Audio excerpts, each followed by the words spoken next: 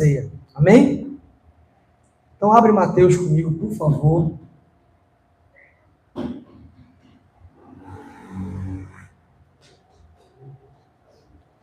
Nós vamos ler especificamente uma passagem muito conhecida sobre ceia.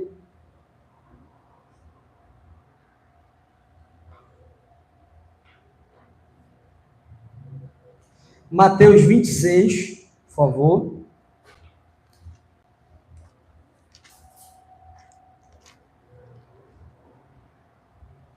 Verso 26.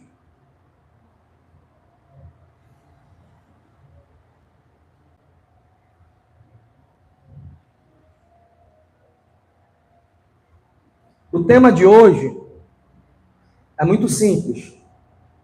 O que um reformado entende sobre Santa Ceia ou ceia? Então, quero deixar um compilado de tudo que eu já ensinei aqui. Amém? Teve gente que não teve essa oportunidade de escutar. Então, vai ser muito importante a atenção de vocês para que as dúvidas sejam tiradas. Amém? Todos acharam? Mateus 26, 26.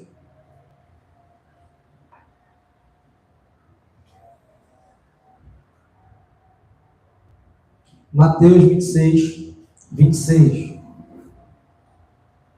Amém? Todo mundo? Diz assim, ó. Enquanto comiam, Jesus tomou o pão, deu graças, partiu e deu aos seus discípulos, dizendo: presta bem atenção aqui agora, tá? Aqui que é o problema. Tomem e comam. Isto é o meu corpo. Tá bom? Essa parte, no finalzinho, isto é o meu corpo, vocês podem marcar aí. É sobre isso que eu vou falar hoje. Bom?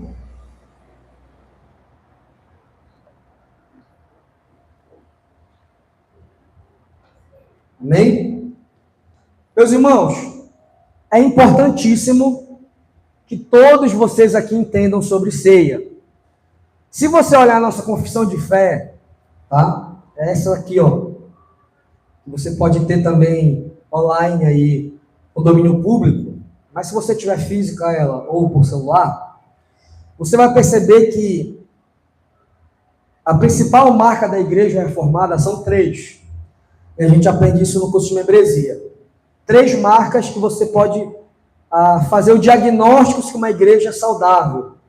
O primeiro delas é a pregação do evangelho, que é aquela pregação que não faz Deus ser refém do homem, mas o homem ser encontrado por Deus, né? O homem pecador e Deus dando uma graça para ele. A segunda é o sacramento, correto? E o sacramento, ele constitui em 2 coisas bem específicas, que é o batismo, que é um assunto que nós não estamos maduros ainda, correto? Mas ficaremos esse ano. O outro sacramento é a ceia, amém?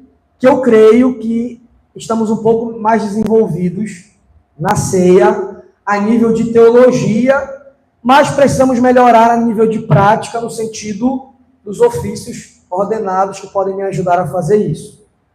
Então, olha só, para uma igreja ser saudável, além da pregação do evangelho, nós precisamos saber o que é a ceia, correto? Então, as dúvidas de hoje precisam ser tiradas da mente de vocês, correto? O que todo fronesiano precisa saber? Primeira coisa, existe debates teológicos sobre o significado da ceia. E todo fronesiano que está aqui, até a Esté que está me vendo, até o João que está lá atrás me vendo, vocês precisam saber que, preste atenção, vão ter religiões que discordam. Eles não concordam. Por exemplo, se de repente alguém daqui tiver algum parente, uma mãe, um tio, uma tia que é católico, ele não vai acreditar na ceia como você acredita. Então, por exemplo, nós temos familiares nossos que são católicos, correto? Por exemplo, próximo de mim eu tenho a avó do Davi, por parte de a bisavó do Davi por parte de mãe. Ela é católica, então ela crê de uma forma diferente. E é isso que eu quero mostrar para vocês hoje. O que é que os católicos acreditam? O que é que os reformados acreditam? Correto? Qual é essa diferença? Todo fronesiano tem que saber. Amém? O debate está em volta dessa palavra aí, vocês grifaram. Isto é o meu corpo. E é muito simples o debate, tá? Quando Jesus estava ceando, preste atenção. Quando ele estava ceando, ele falou assim, ele pegou o pão e falou assim, isto é o meu corpo. O debate, muitos de vocês já sabem, ele quis dizer que o pão vira o corpo dele ou é apenas um exemplo. Amém? Então anota isso aí se você tiver com seu bloco de notas, alguma coisa assim. Jesus quis dizer que o pão era real, o corpo de Cristo, pode ser, que o pão se transformava no corpo de Cristo, ou que ele representava o corpo de Cristo. É sobre isso especificamente que nós vamos falar. Então, por exemplo, se você sai agora e visita uma igreja católica, na hora que você for ceiar na igreja católica, que eles pegarem a Eucaristia, quem já foi católico, levanta a mão. Né? Então você já chama de comungar, né? Na hora que eles pegam a hóstia, correto? Eles acreditam que, devido à fala de Jesus, aí é o corpo de Jesus. Então você não pode mastigar o pão. Por exemplo, quando você pega o pão aqui, você mastiga. Na católica, você não mastiga.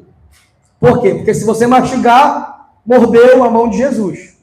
Correto? Esse é o pensamento. Da onde vem esse pensamento?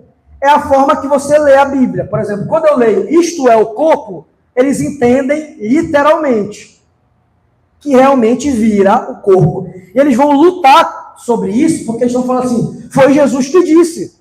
Ele disse que o pão viraria o corpo dele. Vocês estão entendendo? Eu sei que para a gente parece um absurdo, né? Meu, como? Mas tem que ter respeito por isso. É o que eles acreditam, correto? Então essa é a principal diferença. Se agora, nesse exato momento, como estamos só entre pessoas de casa, se chegasse um católico aqui agora, ele se sentiria estranho. Por quê? Porque eu teria que chamar vocês aqui na frente e colocar na boca de vocês o pão, correto? Outra coisa característica também do catolicismo é o que nós chamamos de sacerdotalismo. A ceia não vale se não for um sacerdote reconhecido que estiver te entregando, correto? Outra coisa interessante também, que alguns católicos fazem, é quando sobra resta de hóstia, enterrar, queimar, alguma coisa do tipo. Tem evangélico que faz isso também. Quando acaba o pão da ceia, enterra. Tem evangélicos mais de linha pentecostais que fazem isso também. Tá bom?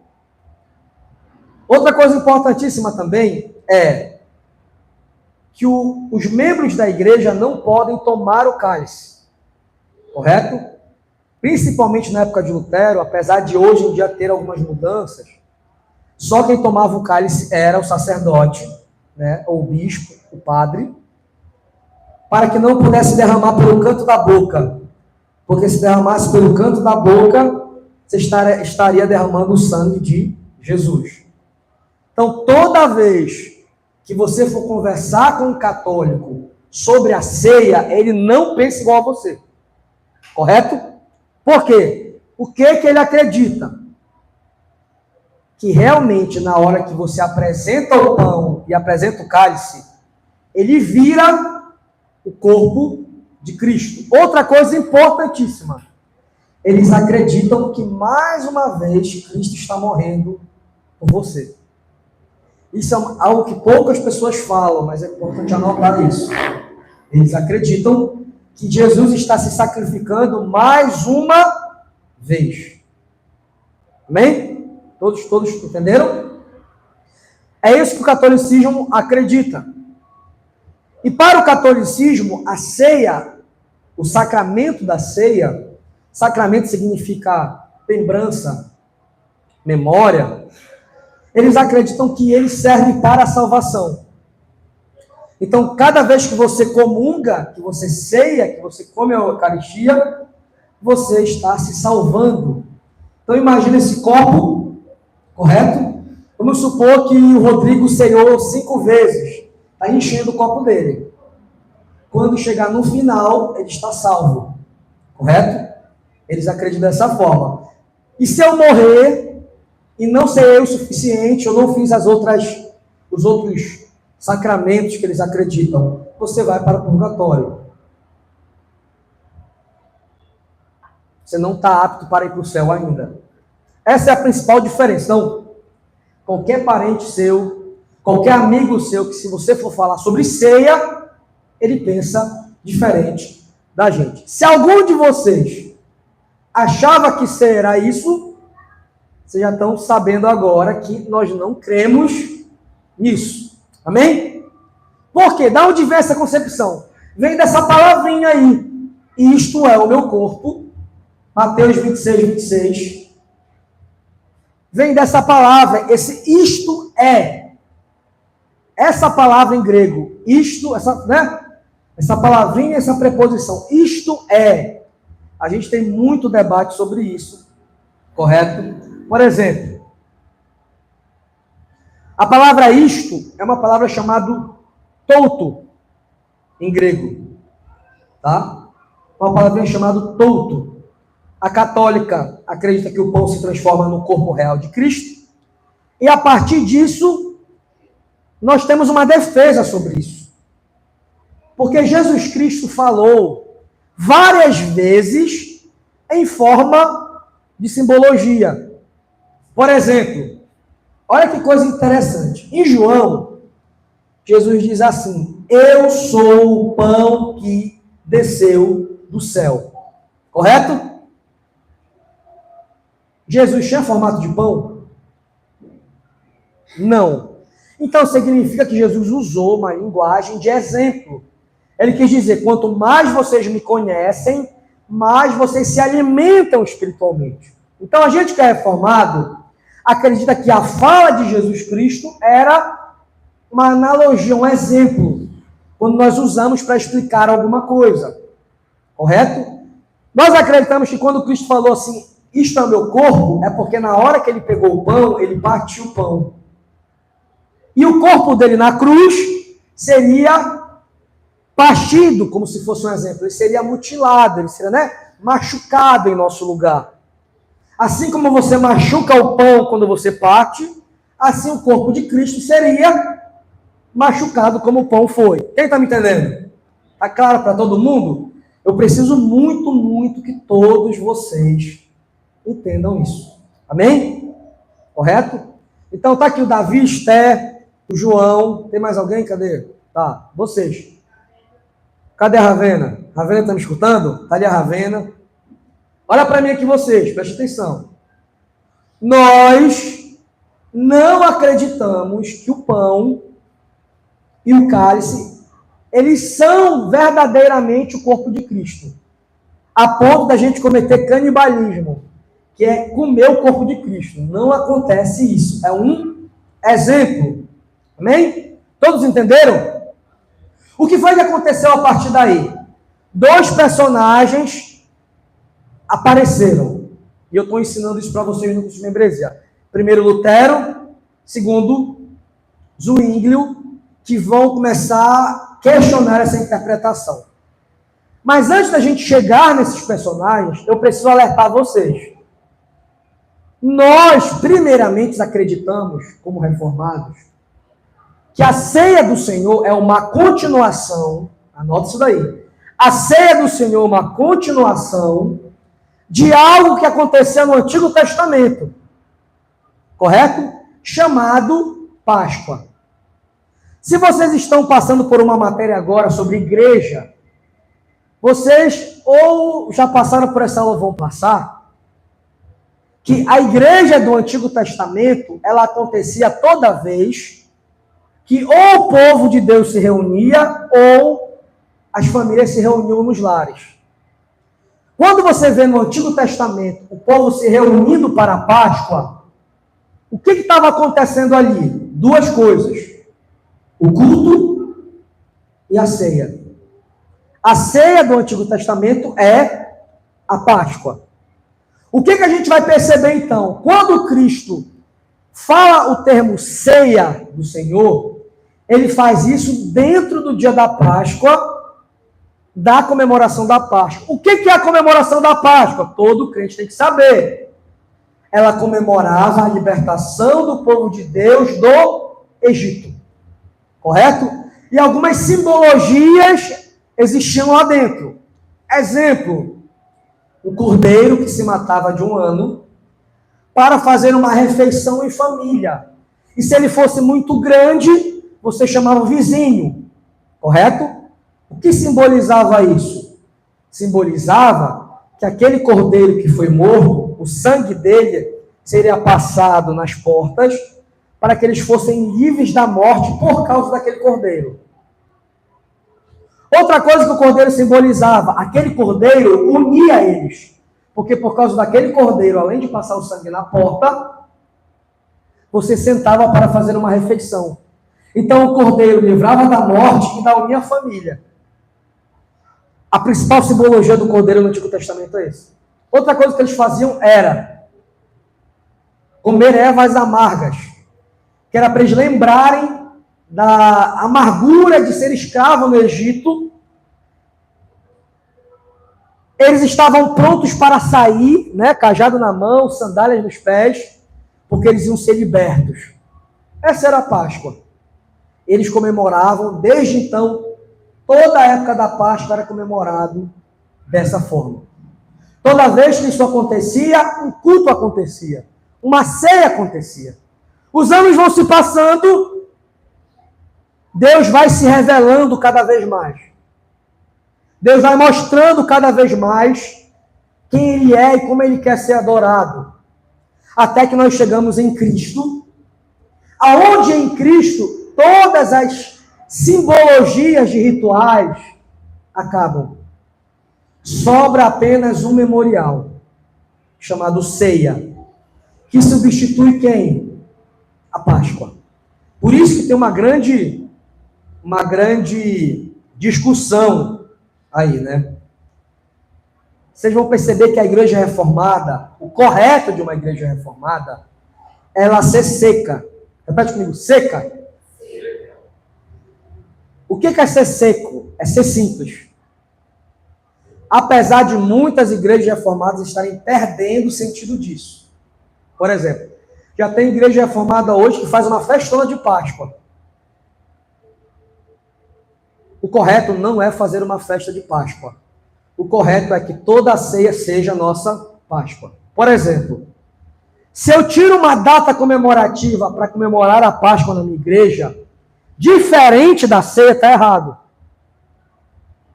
O correto era que toda a ceia se fizesse aquela mesma festa que você faz na comemoração.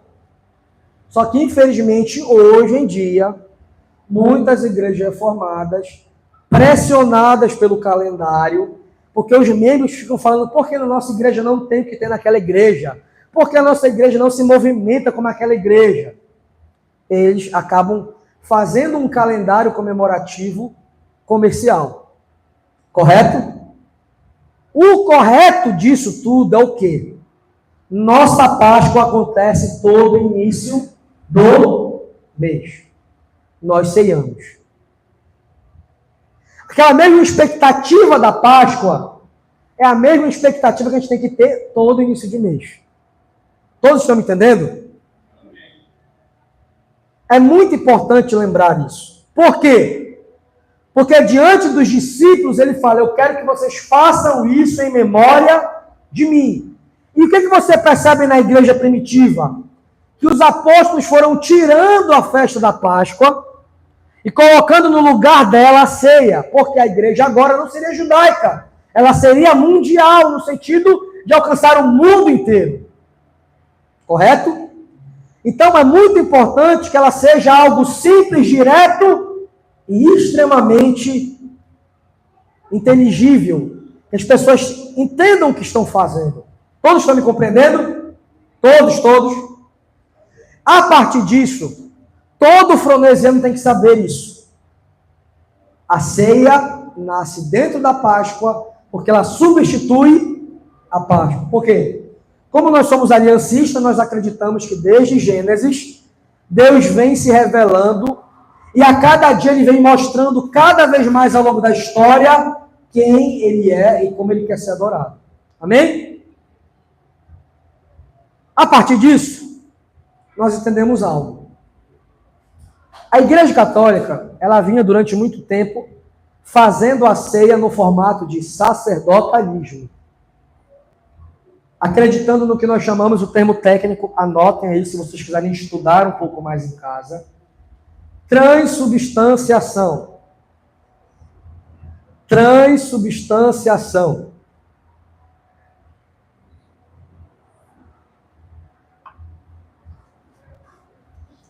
Transubstanciação.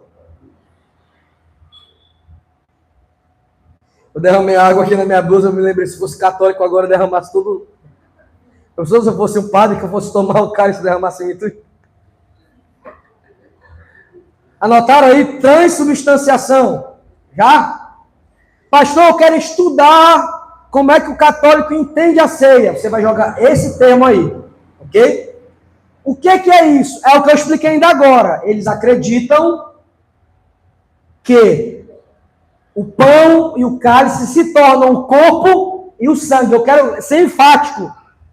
Ele vira de verdade. Repete comigo, vira de verdade. Então eu estou tocando na pele de Jesus. É isso. Isso se chama transubstanciação. Todos entenderam? A partir disso, quando é que acontece a mudança? Que todo fronesiano tem que saber. Quando Lutero começa a reforma, ele muda algumas coisas. Como? Primeira coisa que Lutero muda. Não tem mais sacerdotalismo. Significa isso? A partir de agora, qualquer pessoa pode ceiar, tanto com o pão e o cálice. Ele começa a dar na mão das pessoas agora a oportunidade de tanto ingerir o pão como o cálice. Outra coisa importantíssima. Você não precisa de um homem ordenado para que você ceie. Correto? Você pode ceiar agora livremente. 2, 3.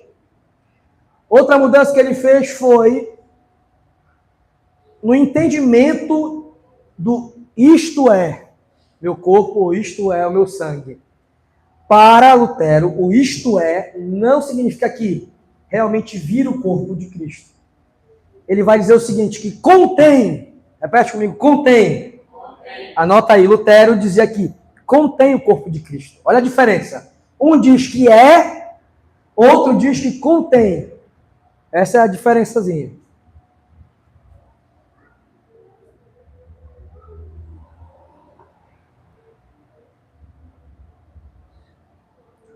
Meus irmãos, já preguei tanto isso aqui, que não é possível que vocês não saibam explicar para alguém, tá? Os mais antigos aí. Amém? Nós, como fronesianos, precisamos saber isso. Qual é a diferença do contém de Lutero? Ele vai dizer o seguinte, olha, eu não estou dizendo que é o corpo de Cristo e o sangue, mas eu acredito que de uma forma misteriosa contém células de Cristo. Correto? Pastor, nós concordamos com isso? Não. Apesar de Lutero ser alguém muito admirado pela gente, nós não somos luteranos. Nós somos reformados, tá? O luteranismo é uma outra denominação, tá bom? Isso é importante todos saberem aqui. A partir daí, vai surgir olha que coisa interessante. Na mesma época Dá uma diferença de 6 anos de idade de Lutero para Zwinglio. Tem margem para menos e margem para mais. Tem gente que diz que é 4, 5, 6. Vou colocar 6 anos. No mesmo tempo que acontece uma reforma na Alemanha, também acontece uma reforma na Suíça. E é na Suíça que surgem os reformados. O pessoal está aprendendo isso, tem gente que já aprendeu aqui, amém? Que coisa engraçada, existe uma reunião em Marburgo que aconteceu para que os luteranos e os reformados se encontrassem para discutir teologia. Eram 15 pontos discutidos. 14 eles concordaram, o 15º não, que era a ceia. Daí racharam luteranos e reformados. Aí você pode falar assim, nossa, mas que besteira. De novo a teologia dividindo as pessoas, né? Só que, na verdade, não é uma besteira. É você que não valoriza a ceia. Esses homens, cara, a ceia do Senhor é a coisa mais importante que eles têm. Vocês já pararam para pensar por esse lado? Cristo simplesmente falou, façam isso. Os caras levavam isso muito a sério. Hoje a gente não leva. A ponto deles falar, cara, não tem como a gente estar junto, porque eu não creio que seja isso. E eu não vou colocar o pão na minha boca e o cálice se eu não creio que seja isso. A ponto de luteranos e reformados o quê? Se dividirem. O que Zwinglio acreditava? Zwinglio acreditava que a ceia era memorial. Que toda vez que eu pegasse a ceia, que eu tomasse o cálice, comesse o pão, o que eu deveria fazer era lembrar o que Cristo fez e quem Cristo é e quem eu sou. Como o ser humano é muito esquecido, correto? Provavelmente eu estou falando aqui para vocês, essa pregação que já é a 5ª, 6ª vez que eu já preguei, tu não lembrava da palavra transubstanciação, por exemplo. Consubstanciação, que é aqui do Lutero que eu estou falando. Que eu falei ainda agora. Vocês anotaram de Lutero aí? Eu quero estudar sobre Lutero. É consubstanciação, tá? O nome. Católicos é transubstanciação. Lutero é consubstanciação. Se vocês estudarem em casa depois aí, vocês verem o que ele fala sobre isso. Tá? Anotem aí, consubstanciação. Zwinglio acreditava o seguinte, é um memorial que a gente precisa fazer toda vez para que não se perca da memória das pessoas quem Cristo é, o que Cristo fez e quem nós somos. Vocês estão entendendo? É um memorial. Ô pastor, quem é o Zwinglio? O Zwinglio é o responsável pelo termo reformado existir. Zwinglio, quem está estudando comigo sobre ele sabe, ele é o primeiro cara responsável em pregar expositivamente. Ele é o primeiro cara que pega a Bíblia, versículo por versículo, e faz uma exposição em Zurique. Ele é o cara que vai dar voz a esse tipo de pregação. Zwinglio tem uma reforma até mais radical do que o Lutero. Zwinglio, ele tira qualquer simbolismo de dentro da igreja. Se você for numa igreja luterana, raiz, você vai ver que o pregador, ele usa aquela roupa sacerdotal, igual do católico. A igreja tem velas, porque os luteranos acreditam muito nas simbologias. Correto? Essa era a igreja da Alemanha. Quando chegava em Zurique, na Suíça, a igreja era igual aqui, a Franzi. Simples, sem elemento nenhum, o culto com música, pregação expositiva, hora da oferta, ceia ou batismo. Vocês estão entendendo? Esse é o distintivo reformado. Vocês estão entendendo? Se você gosta de muito show pirotécnico, não dá para ser reformado. Se tu precisa de coisa para estar te animando toda hora, também não dá para você ser reformado. O Zwinglio é essa pessoa. Então o Zwinglio vai falar o seguinte, olha, é um memorial, e também como Lutero ele fala, não precisa de um sacerdote para as pessoas ceiarem. Ela é uma memória que todo crente pode fazer. Correto? Todo crente pode usar. A partir daí, se dividem em luteranos e dividem em reformados. O luterano continua pensando da mesma forma e o reformado foi cada vez mais implementando isso. Após a morte de Zwinglio, você tem Bullinger e você tem Calvino. O Calvino é o que fecha, de vez, o que é a ceia para um reformado. E anotem isso aí, por favor. Meios de graça. Anota esse nome aí. Meios de graça.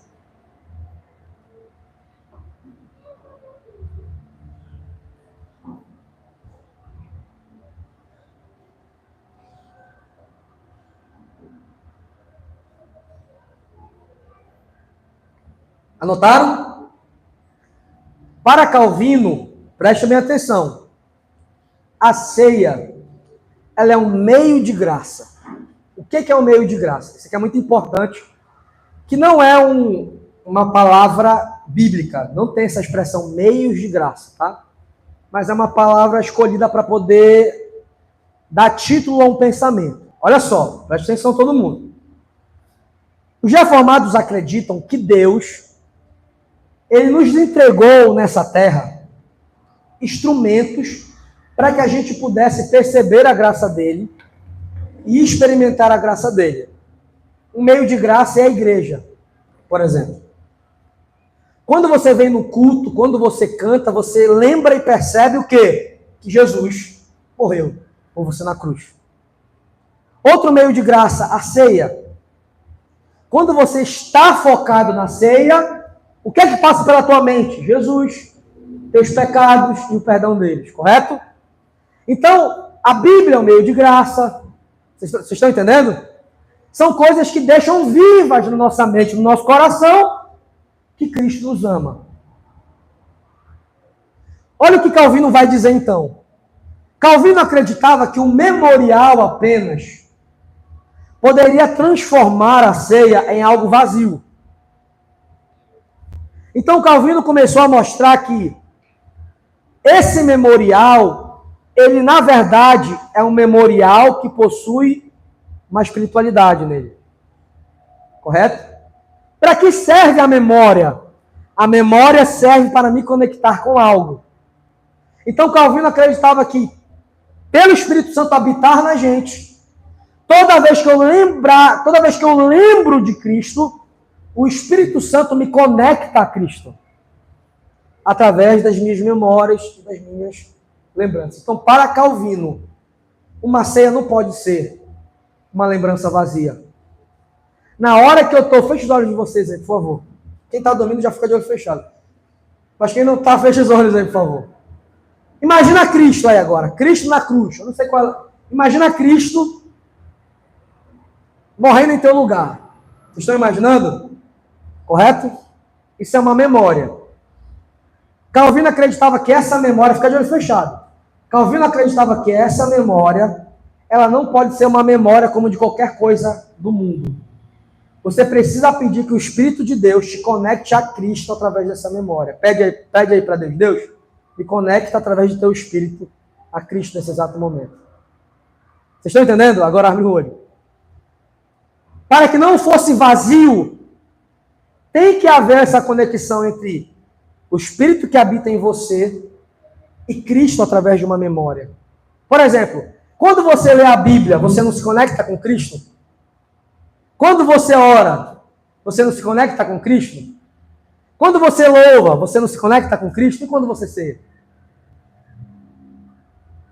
Você não concorda comigo que também você deve se conectar com Cristo?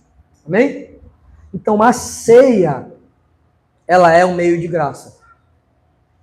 Não existe ceia sem Espírito Santo. Anota isso aí. Não existe ceia sem Espírito Santo. Pode anotar isso aí.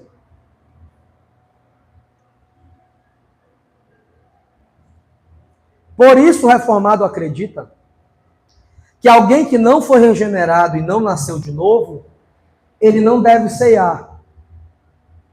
Não é que eu vou tirar da mão dele isso. Mas ele não vai ter os efeitos que a ceia pode trazer para um ser humano regenerado. Pelo contrário, ele pode zombar disso. Vocês estão entendendo? E se prejudicar por estar zombando do próprio Deus.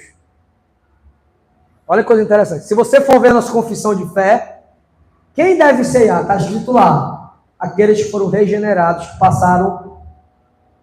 Que tem dois tipos de vida, né? Que esse que é o termo que usa aqui. A vida natural de todos os homens, que é a vida normal, e a vida dada pelo Espírito. Quem está me entendendo? Eu preciso muito, do fundo do meu coração, que vocês entendam e tenham essa compreensão. A ceia para o reformado é um memorial que, através do Espírito Santo, a gente se conecta com Cristo. Então, como é que dá o nome disso? Memorial ativo na teologia.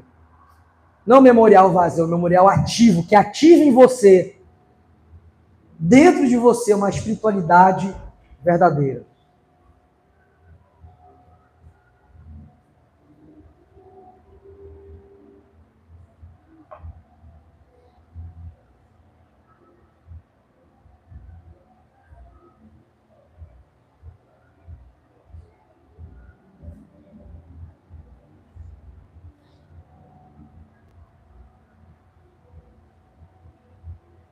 Todos entenderam? Amém? Está todo mundo comigo até aqui? Todo mundo entendendo? Então, qual é o nosso pensamento? O nosso pensamento é essa junção entre Calvino e Zwingli. Um reformado crê que a gente se conecta espiritualmente com Cristo através da ceia. Nós vamos encerrar lendo nossa confissão de fé, para vocês entenderem essa linguagem. Amém? Ficou claro para todo mundo? Todos estão entendendo? Tá? Então eu separei para vocês aqui algumas coisas importantes. O que é e o que não é. Os erros que nós devemos evitar. Correto? O que é a ceia, então? Primeira coisa que eu falei para vocês, ela é um meio de graça. Ela serve para que eu consiga lembrar, me fortalecer e sentir a graça de Deus. Correto? Porque ela é invisível, né? Então existem coisas nessa terra que eu posso fazer para senti-la, percebê-la, entendê-la.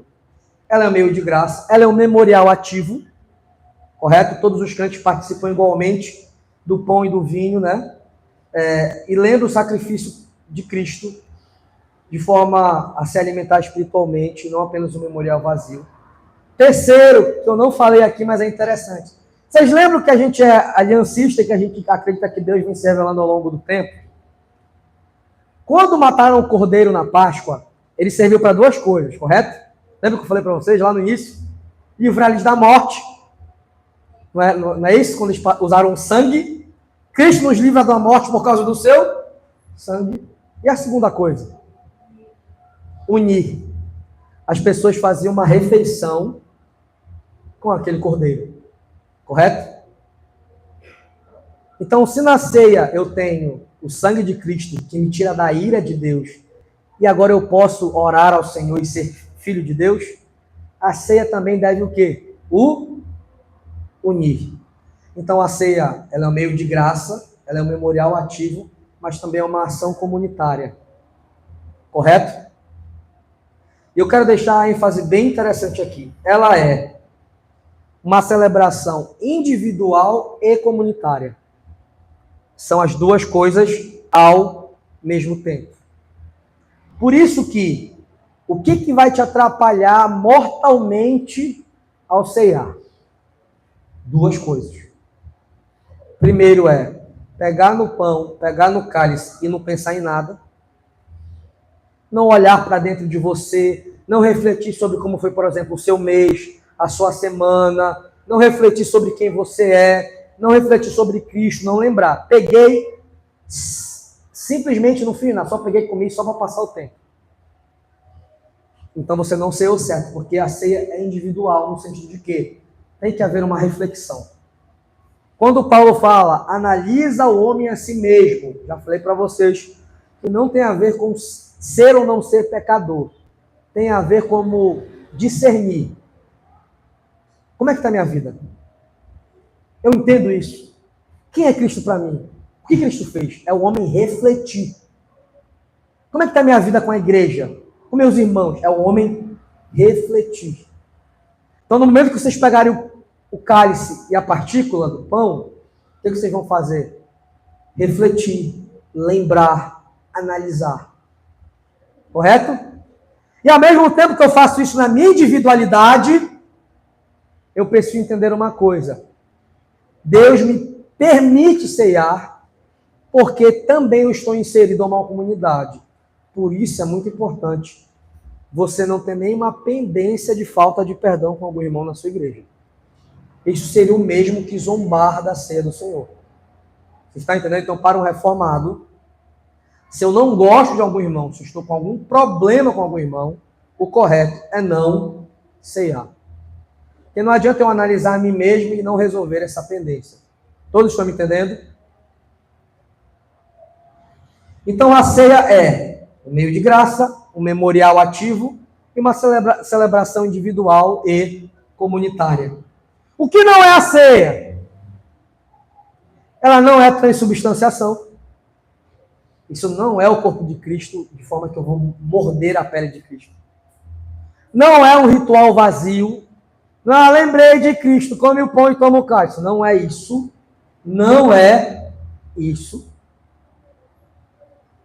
Não é um cerimonial sacerdotal. Correto? Não é eu que deixei isso aqui mais santo. Vamos dar um exemplo. Hoje foi um culto de ceia. Para mim foi um culto normal. A culpa é tua. Eu não vou ficar te emocionando aqui em cima. Eu sei que tem igreja que vai botar aquela baita daquela música e vai jogar luz e vai tentar te emocionar. Oh, Jesus te ama, que ele sofreu. Não. Aí passa a cena da paixão de Cristo no telão da igreja, para as pessoas verem um homem apanhando, para então elas... Se tu não entendeu a cruz de Cristo ainda, o que ele fez por ti, tu precisa de todos esses estímulos, isso não é ceia. Porque tem que estar onde isso? Na memória. Então, é muito simples. Você vai se analisar aí, correto? Você vai pensar em Cristo, naquilo que você já entende, você já sabe os seus pecados, como você está, sua vida individual com Deus, sua vida comunitária com Deus. Lembrar do que ele passou por você, o que ele fez na tua vida. Olhar para essa igreja, estar com seus irmãos e se alegrar em Cristo Jesus. Então é a igreja cantando. Vocês estão me entendendo? Amém? Por que eu tenho batido muito nisso? Porque senão a gente como pastor parece mais animador de plateia do que outra coisa. Eu tenho que ficar mantendo o ânimo da igreja o tempo todo lá no alto, lá no alto. Não é isso, gente. Não é isso. O evangelho, ele causa uma transformação no nosso coração. Explode algo no nosso coração, um negócio impactante. Se você está perdendo isso, cara, aciona uma alerta. Sabe, se a gente perde isso, é um problema que a gente precisa resolver. Se o evangelho no meu coração e no teu está mais ou menos, é um problema que está acontecendo com a gente. Aí eu posso me tornar um pastor animador de plateia. Eu posso, se eu quiser. Correto? Eu posso vir aqui e fazer de tudo para tocar tua alma, teu coração. E se não der certo tudo isso, eu vou tentar uma outra ferramenta.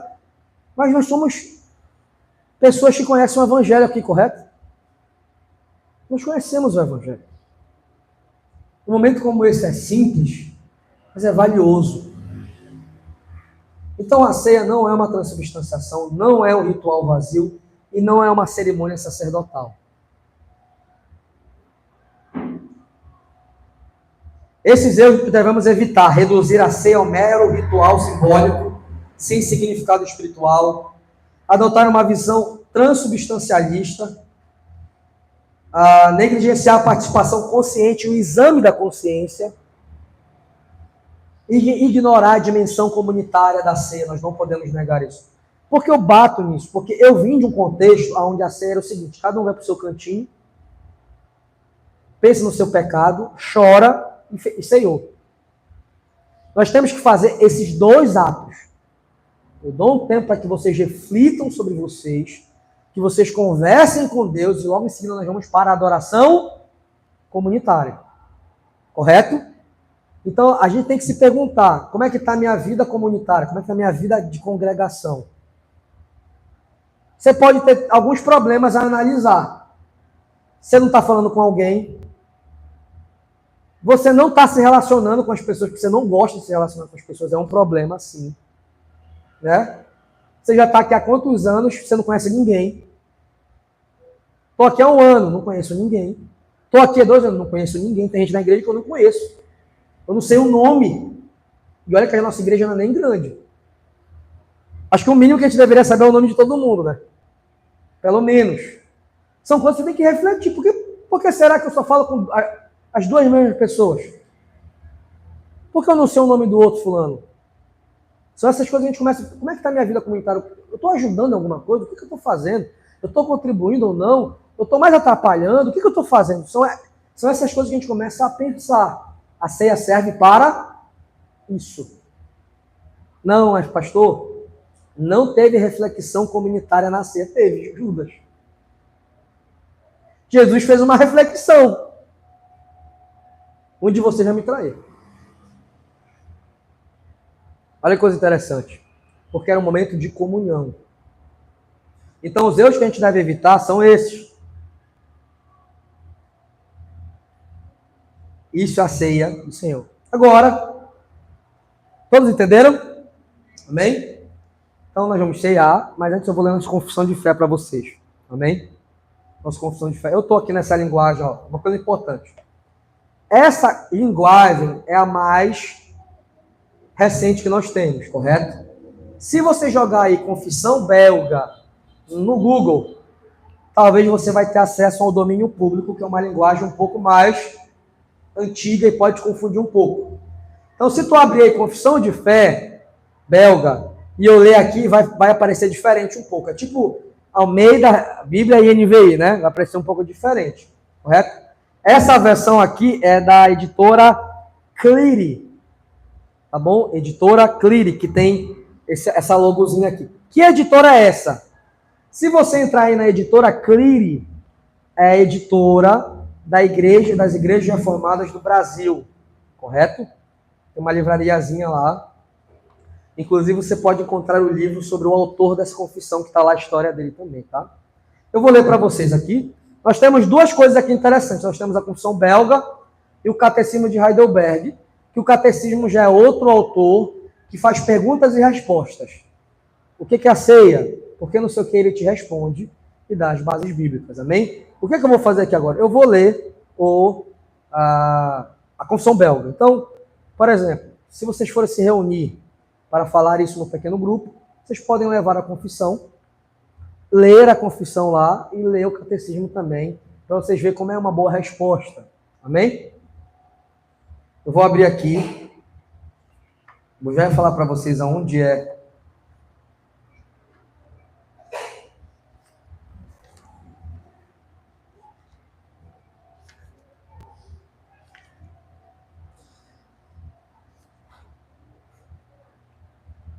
Artigo 35, tá? Quem for usar pela internet ou quem tiver o e-book, não sei.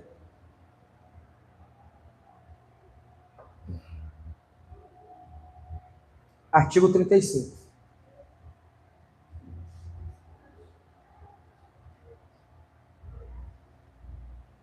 Vou ler aqui, ó. Olha o que já. Quando eu começar a ler, você vai identificar tudo que eu ensinei hoje, Zwingli, um pouquinho de Lutero ali. Cremos e confessamos que o nosso Salvador Jesus Cristo instituiu o sacramento da Santa Ceia. Vocês creem que foi Cristo que mandou fazer a ceia? Bem, nós lemos aqui, né? Façam isto em memória de mim. Agora a pergunta é, para que ele fez isso? Para que ele mandou a ceia existir? O que é que nós cremos? Para nutrir e sustentar aos que ele já regenerou e incorporou a sua família, que é a sua igreja. Por que ele diz isso? Porque nós queremos que ele é um memorial ativo, que é o quê? O meio de graça. Quando a gente lembra, a gente se alimenta e se conecta espiritualmente a Cristo. Olha o que ele falou, a quem já se regenerou e se incorporou à família de Cristo. Olha como é importante o curso de membresia. Quem passou pela aula de novo nascimento e regeneração ou regeneração, já sabe o que eu estou falando quando eu falo regeneração. Correto? Quem falou sobre adoção, né? Justificação, santificação, justificação, adoção e santificação, vai entender o que ele quer dizer aqui. Aos que ele já regenerou e incorporou a sua família, que é a sua igreja. Então ele está falando de adoção. Próximo parágrafo. Aqueles que nasceram de novo possuem duas vidas diferentes. Uma é física e temporal, que ela vai acabar, que é recebida no seu primeiro nascimento e é comum a todos os homens, que é quando a criança nasce. A outra é espiritual e celestial, que lhes é dada no seu segundo nascimento e é efetuada pela palavra do Evangelho. Por que ele fala que ela é efetuada pela palavra do Evangelho? É porque a pessoa que nasceu de novo só descobre que nasceu de novo quando escuta a Bíblia. Quando ela escuta o ensinamento bíblico, ela percebe, sou pecador. É nessa hora que o novo nascimento entra em evidência. Na comunhão do corpo de Cristo. Essa vida não é comum a todos os homens, mas somente aos eleitos de Deus. Belíssimo texto, né? Para que serve isso aqui? Ó? Para a manutenção da vida física e terrena. Olha só. Deus estabeleceu o pão material e terreno. Olha só. Para que você se mantenha firme fisicamente, correto? Andando de pé, você tem que comer comida, né? O pão, por exemplo. A figura do pão. Quem gosta do pão de manhã e de tarde aí? Tem alguém que não come pão aqui? Acho que o Davi ia levantar a mão. Come muito pão, né?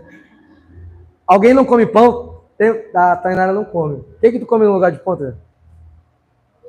Bolo, né? Tá chique. Então, para a gente ter um alimento, é aquela cozinha de Ana Maria Braga, né? Ama. A gente vai lá um dia. Para vocês entenderem que a gente precisa se alimentar para que a gente fique firme, o nosso corpo, correto? Então, olha o catecismo, a nossa confissão diz. Deus providenciou o alimento, no exemplo do pão, o que a gente precisa para se alimentar fisicamente. E a pergunta que fica é, e para a gente se alimentar espiritualmente? O que a gente precisa? Olha o que ele diz.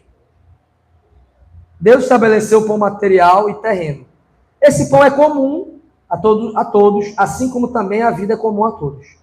Para a manutenção da vida espiritual e celestial que os crentes possuem, lhes enviou o pão vivo que desceu do céu, que é Jesus Cristo. Este nutre e sustenta a vida espiritual dos crentes. Quando é comido por ele, isto é, ao ser apropriado e recebido espiritualmente pela fé. Toda vez que eu creio em Cristo, toda vez que eu leio algo sobre Cristo e acredito nisso e creio nisso, toda vez que eu faço algo que me faz lembrar de Cristo, que me faz falar com Cristo, o que acontece comigo? Eu me alimento. Se você é um crente que está aqui, eu não leio Bíblia, eu não vou lembrar de Cristo. Sei, eu faltei. Eu não oro também. Você vai morrer espiritualmente. Você entendeu como é que funciona o pensamento? Tudo aquilo que me faz eu me alimentar do pão que desceu do céu, Cristo, de forma espiritual, eu não faço. Pastor, como é que eu me alimento de Cristo? Lembra dele, fala com ele e crer em tudo que ele diz. Essa é a forma que nós temos para manter o nosso corpo espiritual bem nutrido e saudável. Se eu te fizer uma pergunta agora, como é que está o teu corpo espiritual nesse sentido? Será que está desnutrido? Será que não tem força para nada ou já morreu há muito tempo? Vocês estão me entendendo? Então, se você lembra, se você fala, se você sente, Sabe? Tudo que você faz relacionado a Cristo, que te conecta espiritualmente com Ele, te alimenta. Por isso a Bíblia é importante, por isso a oração é importante, por isso o culto é importante. Porque são meios de graça que fazem Cristo ficar vivo na nossa memória, dentro da gente, nos nossos sentimentos. Vocês estão entendendo? Por isso que alguém que está com uma vida sem leitura, sem oração, sem comunhão, não ceia, o que vai acontecer com ela? Então, pastor, por que um reformado deve vir para o culto? Porque o culto é um meio de graça. Quando eu entro aqui, eu me alimento. Pastor, por que um reformado precisa estudar a Bíblia em casa ou se reunir com seus irmãos para estudar? Porque é um meio de graça. Por que eu preciso orar todos os dias? Porque é um meio de graça. Por que eu preciso ceiar? Porque é um meio de graça. Vocês estão me entendendo? São coisas que tornam visíveis, que a gente pode sentir, que a gente pode lembrar, que a gente pode falar, e mantém vivo na nossa mente, na nossa alma, Cristo. Vocês já passaram por uma situação aonde vocês não lembram de Cristo o dia inteiro? Pode acontecer. Hoje, por exemplo. Você só foi lembrar aqui. Se você ficasse o dia inteiro na tua casa, você não lembraria de Cristo. Você lembraria dos teus problemas, da tua série, do teu vídeo, do lugar que você foi passear. Mas porque você veio aqui, você vai sair essa noite daqui o quê? Você escutou de Cristo, você lembrou de Cristo, você cantou sobre Cristo, você vai se comunicar com Deus. Por causa de Cristo, através do Espírito Santo, você vai sair daqui o quê? Alimentado espiritualmente. Só que não basta só aqui, tem que ter em casa também, né? Todos estão me entendendo?